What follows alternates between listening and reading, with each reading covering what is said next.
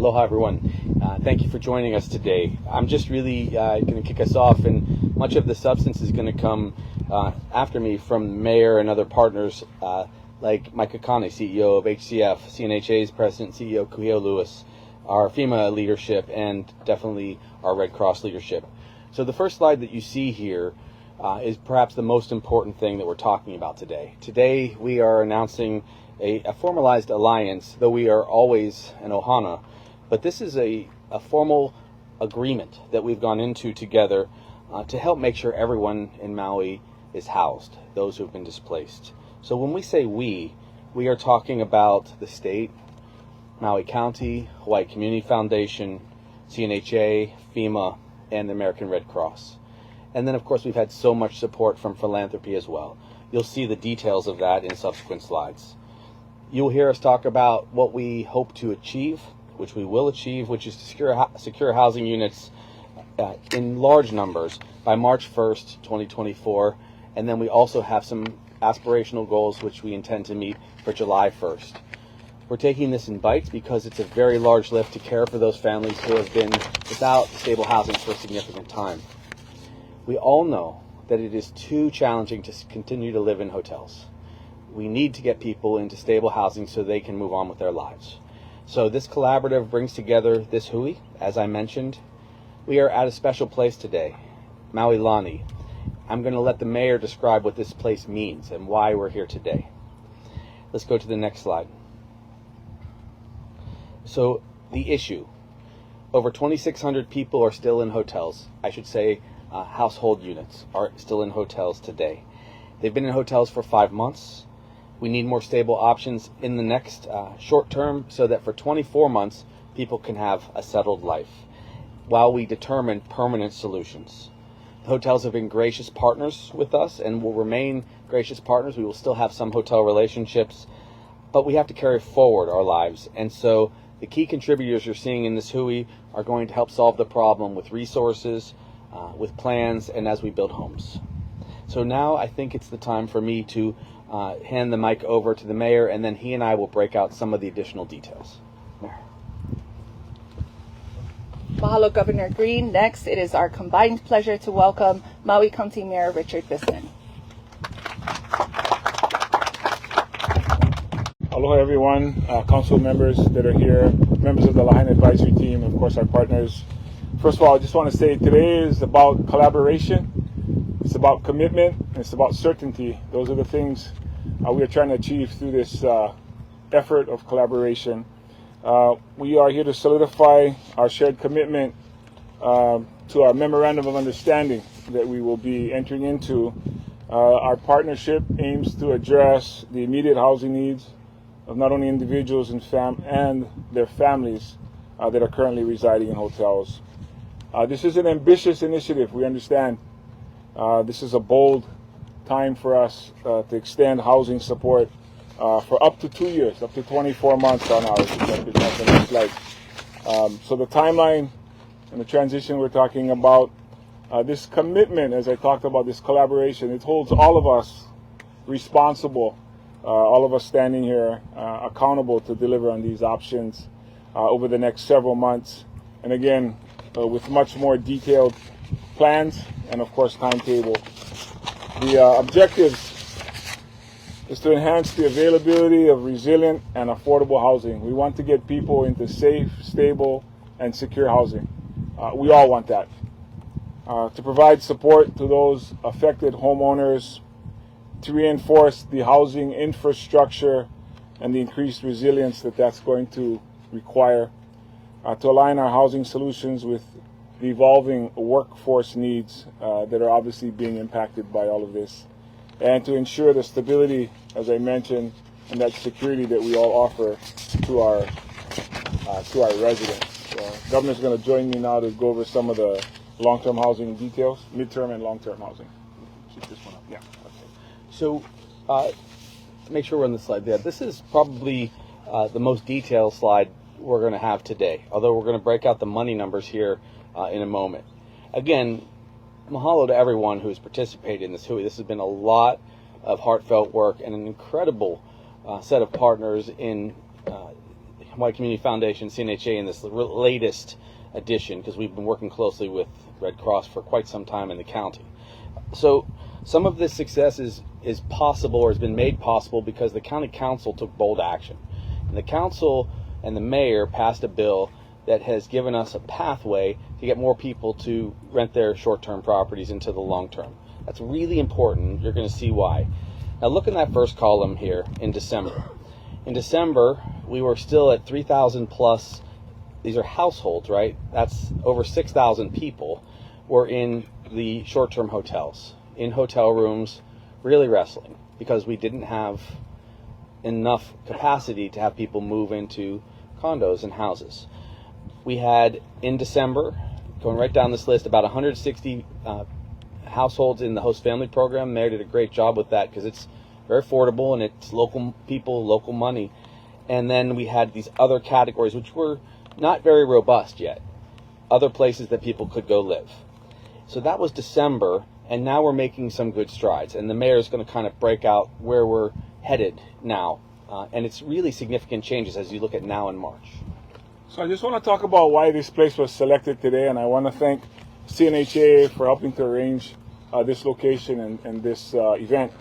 So behind me, over to on my shoulder to the right, there are 17 lots that the county still owns, and our plan, with the help of Hawaii Community Foundation, is to put 34 modular units or accessory dwelling units on those properties just as soon as we can order them and have them on Maui. There are another 17 lots that we're all sitting at right now that the county actually negotiated with one of our other partners, Nahaliwa Maui, and we're going to discuss with them the possibility of taking some of these lots and using them in the next 2 years to house, again, another 34 units on this side. The other pieces of property have already been spoken for by the Maui Health Foundation, and so we know that's being used in a positive way too.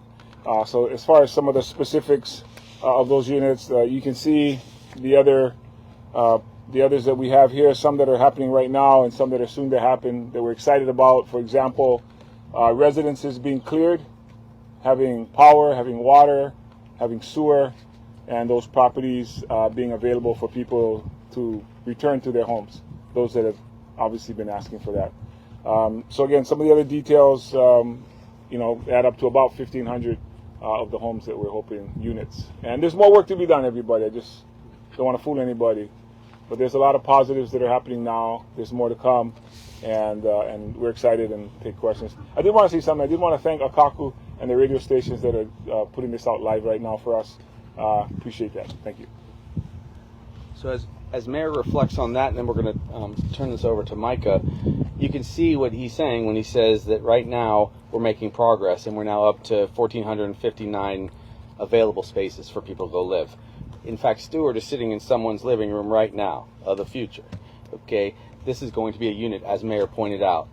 But our aspirations are to get enough long-term rentals converted over for us. We need that. And so if we can make an appeal, and I'll say, and I know a lot of people are going to say, please look into your hearts, take up the offers that are being made by all of our partners, FEMA, DHS, CNHA. Look into your heart and rent your short-term rental long-term for a fair market value. Take advantage of the tax breaks, property tax breaks that the county has generously offered. That is where this 1,500 number will come from. And you will see us then progress by the time we get to July to have a lot more housing for people so that we are stable for these 2 years. Mahalo, Governor Green and Mayor Bissen. Moving forward, please welcome Hawaii Community Foundation President and CEO Micah Kane. Aloha kako. This MOU is much more than just a funding agreement. I look at it as an operating agreement. It's an accountability document, as Mayor Bisson said. It's going to be something that we're going to be able to develop a scorecard and a dashboard to be reporting out our performance over time. It's also a result of the convening of the Maui County Recovery Support Function. And I really want to give a shout out to Josiah Nishita, current managing director, along with his deputy, Keanu Lauhi. I mean, their ability to convene, the 6 of us on a weekly basis, to get our input, to give us their input has really been, this is a work product of that effort. So I really want to recognize their leadership and their commitment over time. I also want to acknowledge that this document is really about recognizing roles and responsibilities. And while disasters have pretty traditional phases by which we go through, this was a complex one. And so figuring out what role we each can play in a very efficient way so that we can do the best work for the families that were affected was at top of mind when we developed this MOU. I think it also aims to scale a lot of the pilot projects that occurred throughout these convenings. Early in the process, thanks to the leadership of CNHA and Kuhio Lewis, the first program was launched with the host family program. Today we have 200 families that are benefiting from that. We have 200 families that are receiving resources for that. We also recognized from Kuhio's data that we needed to pay more, and it had a little bit too short of a shelf life. And so we increased that to $500 from $375 and up from $1,500 to $2,000. So we're hoping that's a little bit more of an incentive and a way in which the pilot project kind of reacted to the market demand. And so we think there's another 500 in there. I think based on what's in CNHA's pipeline, we think that's a very viable goal, and that's why that number is there. A couple weeks ago, we launched the short-term rental conversion program, the leasing program, again through CNHA out at Kihei. In the first 24 hours, 450 applications came in. So we think that there's promise there. We don't think our numbers are unrealistic, and I think Kuhio and his team are providing really good data to help us understand that market so that we can transact accordingly. And then finally, the ADU program that the mayor and the governor had talked about. Again, another pilot program that is being launched both by the county as well as CNHA that we think has huge promise for us. When you look at the 1,500 units that sit in the short-term rental or the specifically the short-term rental, we want to drive that number down. We want to do as much permanent build as possible, and I think that's really where our performance is going to be measured. So we're really excited about that. This really commits members over time. We're ready to roll up our sleeves. I think this is a major, not just a financial commitment, but a moral and value commitment that we should have to the people of Maui that were affected. And then finally, I just want to give a big shout out to Red Cross and to FEMA. They've been great partners. Red Cross really stepped up, in the host family program in partnership as a major funder. They've been at the table with us, at every week. I also want to recognize Bob Fenton from FEMA. I mean, the guy's a bull, and we just really appreciate, his presence in the work we're doing. So on behalf of our organization, really want to thank you folks for the work that we're all getting to do. Mahalo. Mahalo, Micah. Up next, it's my pleasure to introduce Council for Native Hawaiian Advancement President and CEO Kuhio Lewis. Hello, everybody. There's one slide that we kind of skipped over, so I'm going to help Mike out over here. This is the funding slide. You want to come explain the funding slide? So this is essentially what's going on right now is everyone's throwing some money in and focusing those resources on housing. We know it's priority one. So, of course, coming in big is our federal government, FEMA. The state of Hawaii is also committing a large amount of money, $150 million. The county of Maui is committing $40 million. Hawaii Community Foundation with $50 million, and our PNOT $5 million from our Kako Maui Fund, as well as another $5 million from other philanthropy. But this is again a coming together of all of the entities, and I think this is an underlying challenge that survivors might be seeing is like there's so much going on. How do we access it? How does this matter? How does all of these different programs, whether state, county, private, how do they work together? And so this today is, in addition to just, it's about, here's the plan. Here's how we're all working together, how these resources are going to support a path forward for us. I want to give recognition because I just think it's important that, everybody has kulana. They all have responsibility. They have a role. And, I want to give a shout out to those that have been down in Lahaina on the beach calling for housing. This is, at the end of the day, this is in response to that kahea. Like we also recognize how important it is and now we're responding. So shout out to you guys. Thank you for holding it down, for keeping the pressure on. Also, our Lahaina Advisory Committee, who's here today, members of them are here, who got to feel the brunt of it from that community. Mahalo for your kokua. I also want to thank the over 200,000 donors that have supported both Hawaii Community Foundation and CNHA's funds and other funds out there. This today is a result of all of your contributions. So your money's at work, and I think it's important to recognize all of those donations that have come in. Mahalo nui from really the bottom of our heart on behalf of the Maui community. We're now going to start ensuring those monies start hitting the mark in terms of housing. A constant theme that has emerged from survivors that we've experienced and heard is that it's so difficult to navigate the myriad of programs that are out there. And so we launched the Kako'o Maui Resource Center, which over 4,000 people have taken advantage of. We've appealed FEMA decisions through that resource center. We've been very successful. And whether it was Red Cross resources or whether it was even mental health challenges, that has become a go-to for our community. It's a cultural-based approach to helping families where they need it. Now we've launched an online version, helpingmaui.org. So, for those that can't physically go to Kako'o Maui's Resource Center, go online. The same resources and information that's available at the Resource Center will also be available on helpingmaui.org. And helpingmaui.org is really our version of a matching tool. It's kind of like our version of Airbnb, where landlords can go apply their units and survivors can go seek a unit, and then we match them up. So if you're looking for housing survivors, go to helpingmaui.org. If you're a landlord and you want to kokua, support these families, go to helpingmaui.org. It's a centralized site for both sides. And just in closing, we're here to help. CNHA, if there's any one thing that we can do, it's distill information, it's break it down, and making sure that you can access these programs and the help that's needed. And just in closing, hang in there. We're coming together. We're here to help. And my aloha to all of you, and look forward to continuing that support.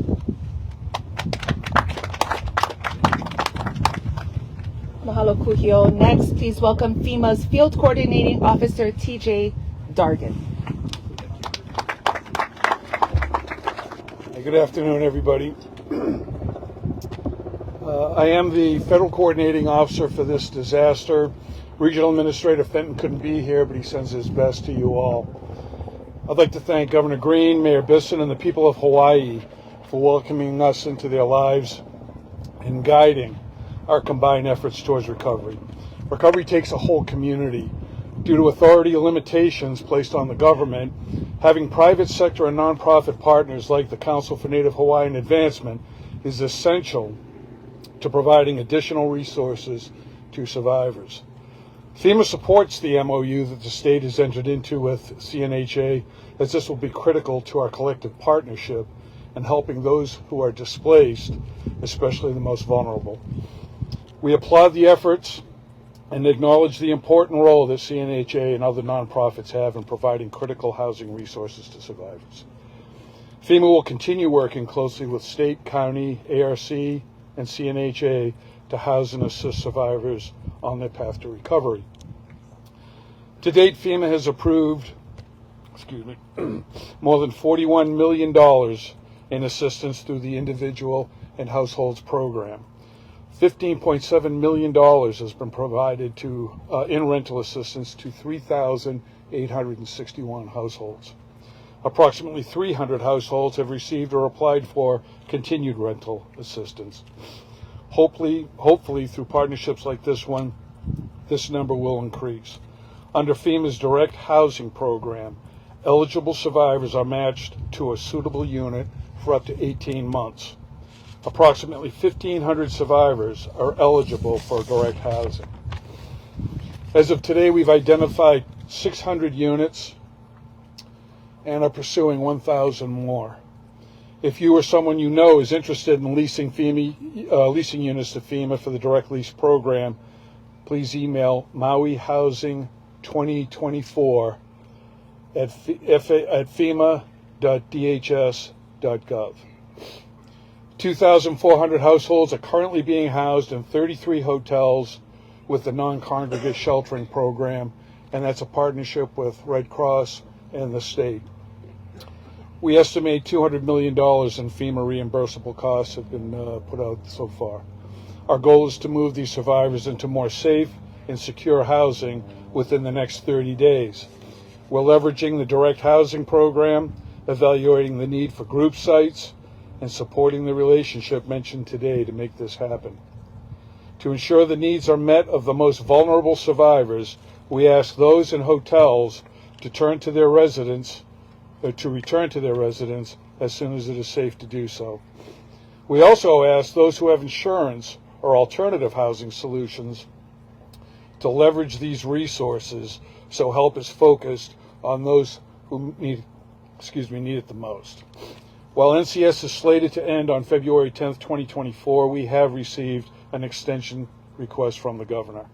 We're evaluating this request for those that are eligible for FEMA assistance and do not have alternative housing options available.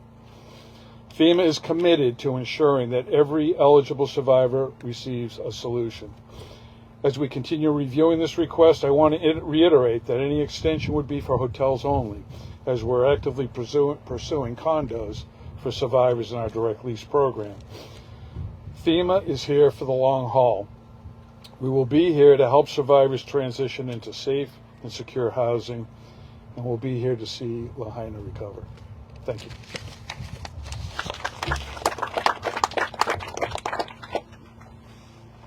Mahalo, TJ. Next and finally, I'd like to introduce American Red Cross Assistant Director of External Relations, Mary Simpkins. Aloha, everyone, and thank you. I'd like to begin by thanking Governor Green and Mayor Bisson for their leadership and dedication. I'd also like to thank the Council for Native Hawaiian Advancement for their close partnership, and I'd like to thank Kumuhina for the blessing today. Since the night of this disaster, when we opened the first 2 temporary emergency shelters, we have now served over 1 million meals to residents in our shelters in partnership with FEMA and the state. At the peak of the non-congregate sheltering program, there were over 8,000 individuals in hotel temporary emergency shelters. We are now just under 6,000, almost 5 months in, so that's almost 25%, more than 25%. We are pleased to partner with CNHA to support the interim housing solutions, helping individuals and families on the road to recovery. These solutions will help those in our shelters with the fewest recovery resources.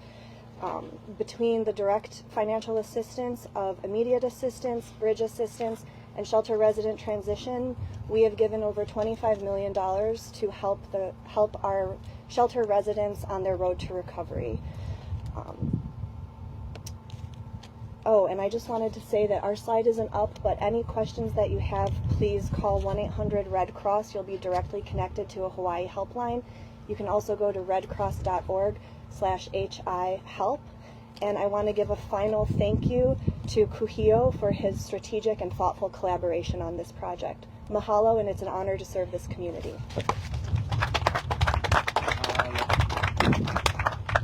Mahalo, Mary. Now I would like to welcome questions from the media. Please raise your hand and await my acknowledgement, at which time you will be asked to state your name and news organization before proceeding with asking your question. In the spirit of allowing, Chelsea already has her hand up, you'll go first. In the spirit of allowing everyone in attendance the time to ask a question, we kindly request your kokua in raising one initial question per media outlet. You're welcome to ask additional questions after all media outlets have had their chance to ask a question. Mahalo nui, and Chelsea, you're up. Chelsea Davis, Interim News Now. I know there's been some controversy surrounding development in Maui Lani with Iwi Kupuna. Just wondering if that was taken into consideration with this announcement and if it was included in this part of Maui. Chelsea's question is around the site that we're here today at Maui Lani and Iwi Kupuna, potentially some controversy over that. Thank you, Chelsea. We will make sure that we have cleared all of those before we begin building it. Follow up? You're good? All right. Anyone else?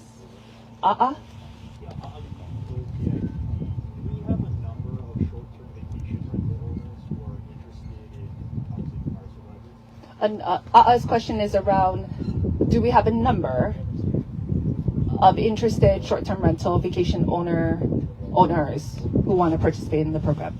Okay.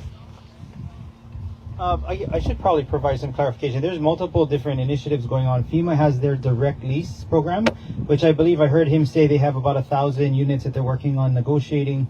CNHA is also some form of a leasing agreement. We have in our portal, we have over 600 interested short-term rental owners.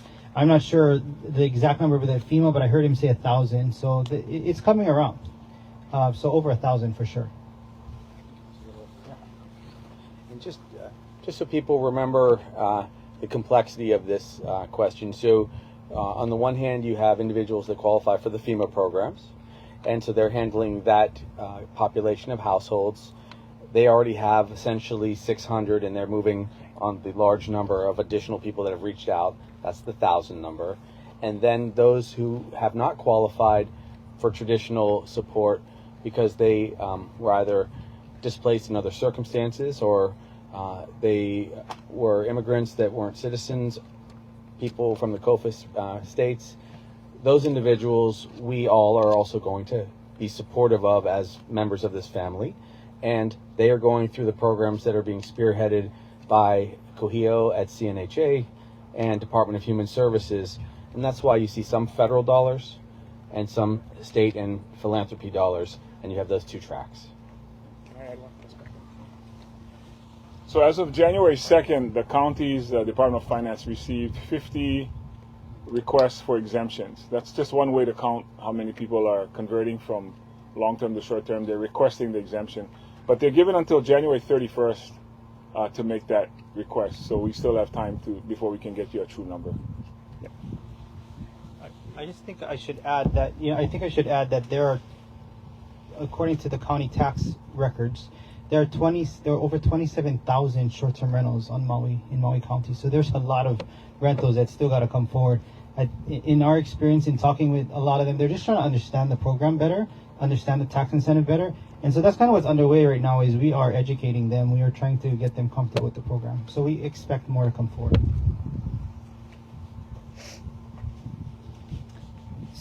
Stu? Yeah, so following up on that, on Kuhio's, what you were just saying, this seems like a lot of work. I mean, we're talking 1,500 in total right now. You're talking to people. The mayor's having to talk to people. Can you explain to everyone how these negotiations happen, just the mechanics of going from 50 in December to 1,500, hopefully in March? Stu had a very long question, which boils down to, can you walk us through 50 now to 1,500 at the end of the program? How did they do it? Right, the mechanics of that process, the number change. So I'll have FEMA add some complexity to this answer too. So right now FEMA is negotiating with a lot of support. They have 3 property management companies that they're working with, and in addition to that, they're also able to negotiate with some large property owners that have hundreds of units. So our hope is that not only do we get people coming forward because the tax benefit and because people are getting fair market value for their short-term rentals for these 2 years, but also large groups of people can enter the program. It is a complex process, which means that in some cases it's been one by one by one. But once people understand that they're going to be given a fair market value for their short-term rental, which is a lot of money, and the tax break, this is a good opportunity for people to put their hand up and say they want to support local families and to enter into this plan, because once we have housed everyone, other people will not actually have as good a deal, honestly, and they will have done something very special for all of the people here on Maui. The governor's exactly right. We have 3 property managers that we've contracted with that know the local resources, and they're providing us with those initial leads that we then follow up with and try to sign a lease with. The mayor's staff has also turned us on to a lot of opportunities and options that are out in the community that we followed up on. We've also done 2 business days with owners and contractors or property managers. We've sent out flyers and letters to those folks explaining the opportunities, explaining the long-term stability of a FEMA lease, and so forth. So we've shaken that tree pretty hard, and as we've said, we have 600 units that we're in the process of leasing at this time, and we have 1,000 more in the pipeline to follow up with. And we'll continue shaking that tree until we've got sufficient resources for all. We also will turn over those options that we can't close to like CNHA and other entities that are also pursuing these kinds of leases, but not within the FEMA pipeline.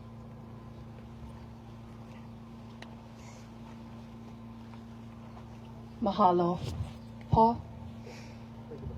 Maui Alert. I just want to make sure, I'm sorry if I'm slow, but I just read on the news of today, which is, it sounds like the additional modular units going in Maui.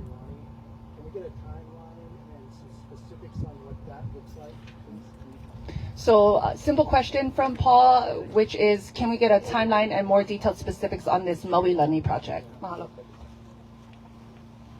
I think the purpose of today is multifaceted. One is to highlight a project that's coming, an actual build. This is a multifaceted approach to tackle housing.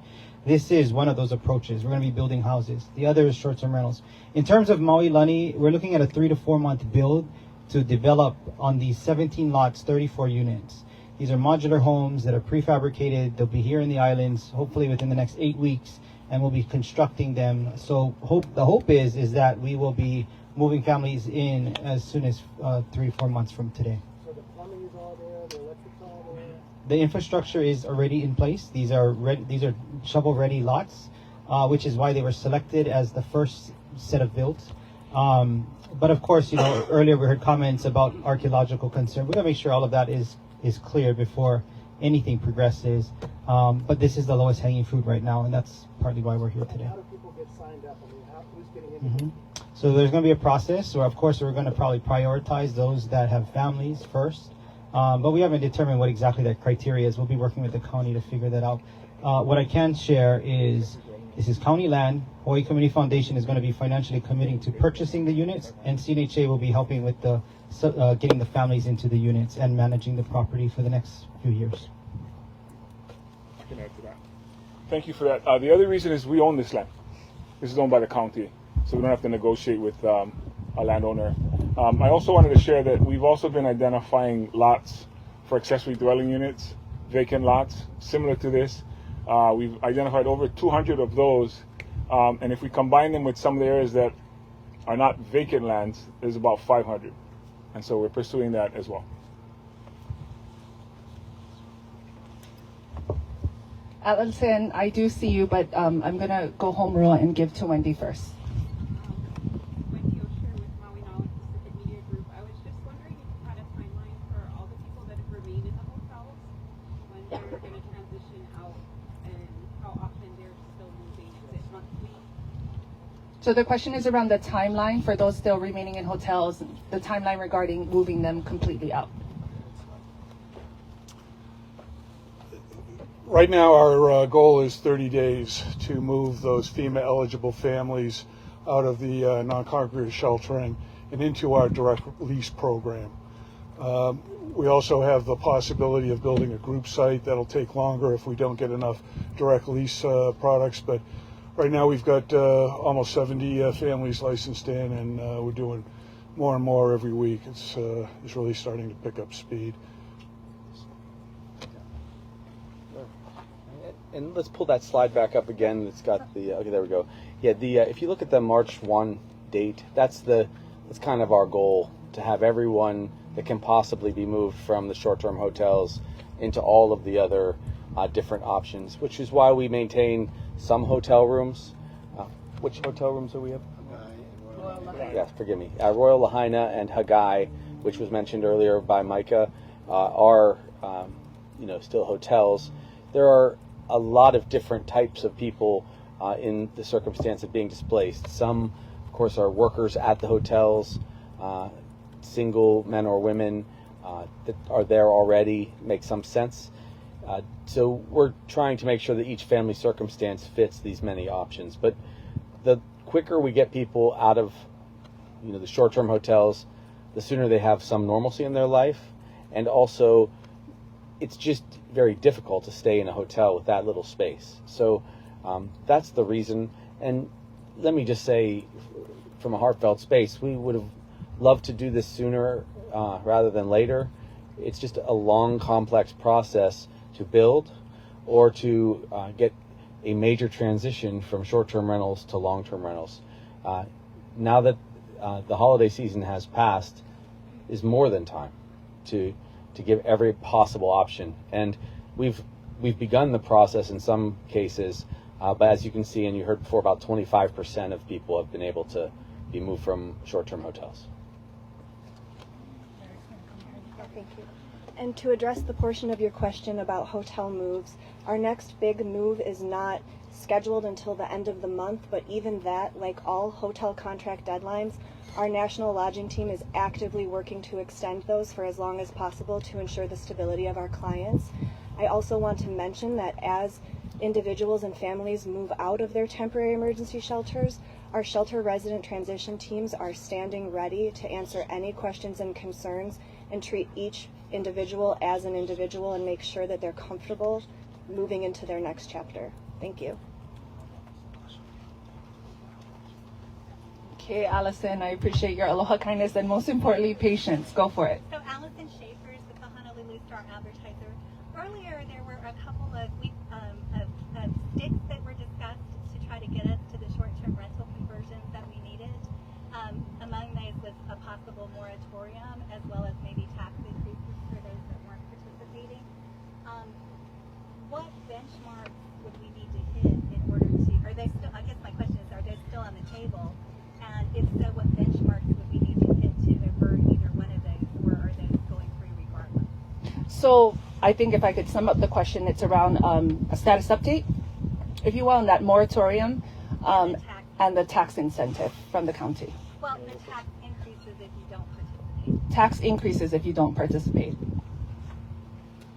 Well, one of the large purposes today was to show you this slide. And if we meet these milestones, it's very unlikely we'll need to invoke the moratorium on short-term rentals. You heard good news today, and we're giving you so much data, we have had some concern that some of the key points could get lost.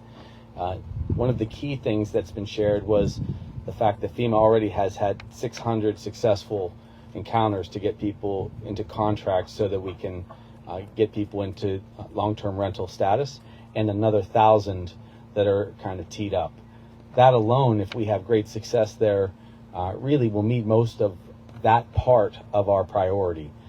Again, we are not going to allow people to go without shelter or to become homeless. So we're going to update people every about 2 weeks, but it looks like we are good until March 1st at this rate already. And we would really like to have a long game on the way we address short-term rentals, which is give people an opportunity, if it's possible, for them to gradually transition from short-term rentals to long-term rentals permanently. You will see legislation from our administration this year that will give people some tax incentives if they transfer out of the short-term rental market and sell their home or lease their home to local families. It's going to be a signature part of what we work on for this year at the legislature. As far as the county and in having to increase taxes, I'm glad we have some of the council here today. As we explained to them, it really depends on what our revenue loss is from those who participate in the program.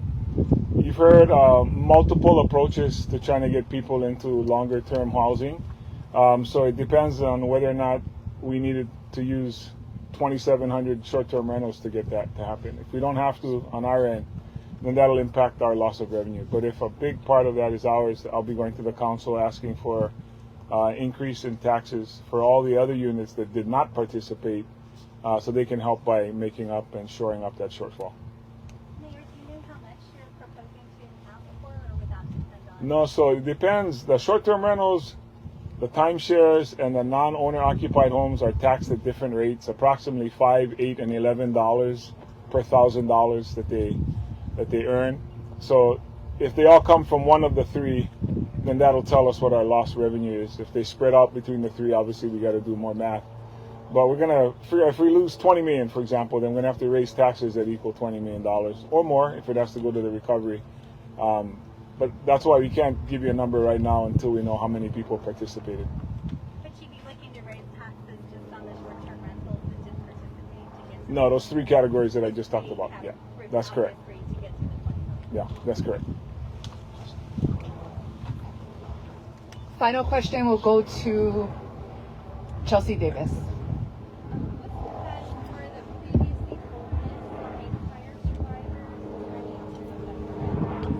Repeat one more time for me. Chelsea's question is around what's the plan for the previously homeless as a result of the Maui wildfires? Thank you. So remaining households in the non-congregate sheltering program that were unable to provide verification that their primary dwelling was directly affected by the disaster is under 15 households, and they are all being connected with resources through community partners.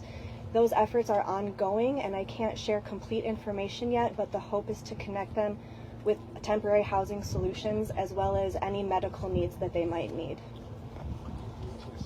Yeah. Can you tell us if we had a government shutdown, how that might affect? Go ahead, Paul. Thank you. If there is in fact a government shutdown, which I'm sure everybody's hoping there isn't, how that might affect the distribution of funds and the ongoing programs for people.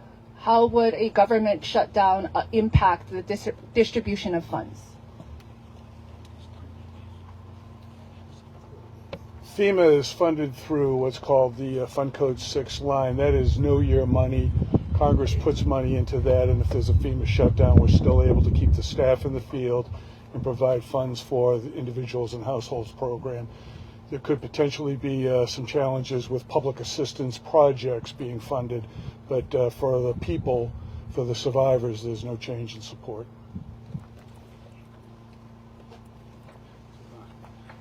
So just we're going to close, Mayor and I. Please come, Mayor. The key today is collaboration. Thank you, everyone, for acknowledging this partnership. It is a lot of work, as was mentioned on several occasions, and a lot of complex work to provide care for people. And the mayor has been an extraordinary caring leader, and he has been aided by terrific people to bring us all together. So we're grateful for this hui. It will make a large difference. Yeah, I just want to say thank you again to all of our partners behind us, as well as those that are not with us right now, because there are many, many, many organizations that have put their hands together to help us with this. And I can't say thank you enough on behalf of our county. So, mahalo. Mahalo, everyone. Hau'oli makahiki ho. That concludes our press.